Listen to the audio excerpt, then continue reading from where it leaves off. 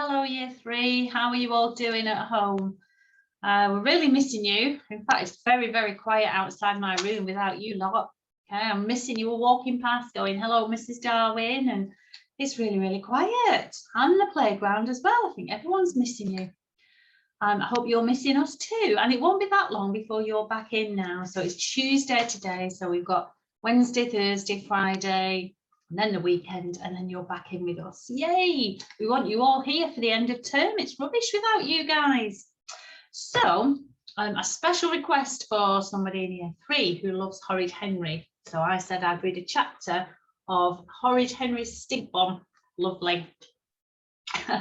Makes me laugh when I read these. They do make me laugh. So chapter 1 is Horrid Henry reads the book. Blah, blah, blah, blah, blah. Miss Battleaxe droned on and on and on. Horrid Henry drew pictures of crocodiles tucking into a juicy battleaxe snack in his maths book. Snap, off went her head. Yank, bye-bye leg. Crunch, ta-da teeth.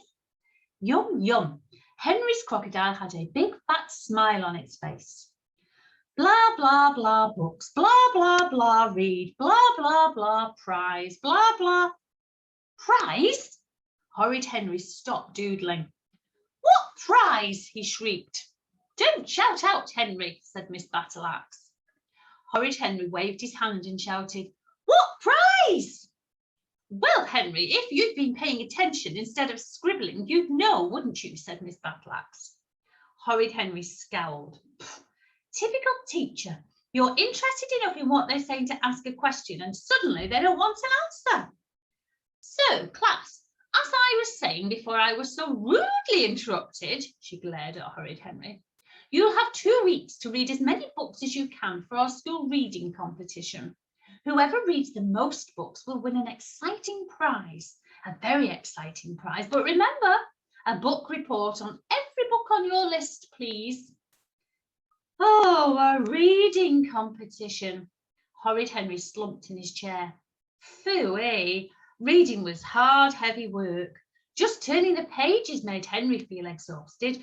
Why couldn't they ever do fun competitions like whose tummy could rumble the loudest, or who shouted out the most in class, or who knew the rudest words? Horrid Henry would win those competitions every time. But no, Miss Battleaxe would never have a fun competition. Well, no way was he taking part in a reading contest. Henry would just have to watch someone undeserving like Clever Claire or Brainy Brian swagger off with the prize while he sat prizeless at the back. It was so unfair. What's the prize? Shouted Moody Margaret. Probably something awful like a pencil case, thought Horrid Henry, or a bumper pack of school tea towels. Sweets, shouted Greedy Graham. £1,000,000, shouted Rude Ralph. Clothes, shouted Gorgeous Dorinda. A skateboard, shouted Aerobic Anne. A hamster, said Anxious Andrew. Silence, bellowed Miss Battleaxe. The prize is a family ticket to a brand new theme park. Horrid Henry sat up. A theme park? Oh, wow, he loved theme parks. Roller coasters, water slides, candy floss. His mean, horrible parents never took him to theme parks. They dragged him to museums, they hauled him on hikes. But if he won the competition, they'd have to take him. He had to win that prize. He had to. How could he win a reading competition without reading any books? Do comics count? Shouted Rude Ralph. Horrid Henry's heart leapt. He was king of the comic book readers. He'd easily win a comic book competition. Miss Battleaxe glared at Ralph with her beady eyes. Of course not, she said. Claire, how many books do you think you can read? 15, said Clever Claire. Brian? 18, said Brainy Brian. 19, said Claire. 20, said Brian. Horrid Henry smiled. Wouldn't they get a shock when he won the prize? He'd start reading the second he got home. Horrid Henry stretched out in the comfy black chair and switched on the TV. Oh, he had plenty of time to read. He'd start tomorrow. Tuesday. Oh boy, 5 new comics. He'd read them first, he'd read those first and start on all the other books later. Wednesday, whoopee, a Mutant Max TV special. He'd definitely get reading afterwards. Thursday, Rude Ralph brought round his great new computer game. Mash 'em, smash 'em. Henry mashed and smashed and mashed and smashed. Friday. Oh, Horrid Henry, exhausted after his long week. I'll read tons of books tomorrow, thought Henry. After all, there was loads of time till the competition ended. How many books have you read, Henry? Asked Perfect Peter, looking up from the sofa. Loads, lied Henry. I've read 5, said Perfect Peter, proudly. More than anyone in my class. Oh, goody for you, said Henry. You're just jealous, said Peter. As if I'd ever be jealous of you, worm, sneered Henry. He wandered over to the sofa. So, what are you reading? The Happy Nappy, said Peter. The Happy Nappy? Trust Peter to read a stupid book like that. What's it about? Asked Henry, snortling. Great, said Peter. It's all about this nappy. Then he stopped. Wait, I'm not telling you. You just want to find out so you can use it in the competition. Well, you're too late. Tomorrow is the last day. Horrid Henry felt as if a dagger had been plunged into his heart. This couldn't be. Tomorrow? Tomorrow? How had that sneaked up so fast? What? He shouted. The competition ends tomorrow? Yes, said Peter. You should have started reading sooner. After all, why put off till tomorrow what you can do today? Oh, shut up, said Horrid Henry. He looked round wildly. What to do, what to do? He had to read something, anything, fast. Give me that, snarled Henry, snatching Peter's book. Frantically, he started to read. I'm unhappy pappy, said the snappy nappy. A happy nappy is a clappy. Perfect Peter snatched back his book. No, screamed Peter, holding on tightly. It's mine. Henry lunged. Mine, mine, mine. Rip. No, screamed Peter. Henry tore my book. Mum and Dad ran into the room. You're fighting over a book, said Mum. She sat down in a chair. I'm speechless. Well, I'm not, said Dad. Henry, go to your room. Fine, screamed Horrid Henry. Horrid Henry prowled up and down his bedroom. He had to think of something fast. Oh, this room was full of books. He'd just copied down lots of titles. Easy peasy. Then suddenly he remembered he had to write a book review for every book he read. Oh, rats. Miss Batlax knew loads of books. She was sure to know the plot of Jack the Kangaroo or The Adventures of Terry the Tea Towel. He'd just have to borrow Peter's list. Horrid Henry sneaked into Peter's bedroom.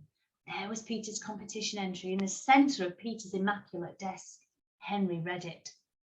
Of course, Peter would have the boring and horrible Mouse Goes to Town. Oh, could he live with the shame of having baby books like The Happy Nappy and Mouse Goes to Town on his competition entry?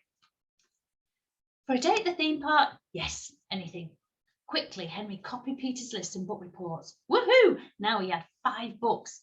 Wheel of Death, here I come, thought Horrid Henry. Then Henry had to face the terrible truth. Peter's books wouldn't be enough to win. He'd heard Clever Claire had 17. If only he didn't have to write those book reports. Oh, why did she have to know every book that was ever written? Then he had a brilliant, spectacular idea. It was so brilliant and so simple that Horrid Henry was amazed. Of course there were books that Miss Batlax didn't know, books that hadn't even been written yet. He grabbed his list. Mouse Goes to Town, the thrilling adventures of a mouse in town. He meets a dog, a cat and a duck. Why should that poor mouse just go to town? Quickly, Henry began to scribble. Mouse goes to the country. He meets a sheep and a werewolf. Mouse goes around the world and discovers that the world is round. Mouse goes to the loo. The thrilling adventures of one mouse and his potty. Now perhaps something a bit different. How about a boy and his pig? Once upon a time there was a boy and his pig. They played together every day and the pig went oink. Sounds great to me, said Henry.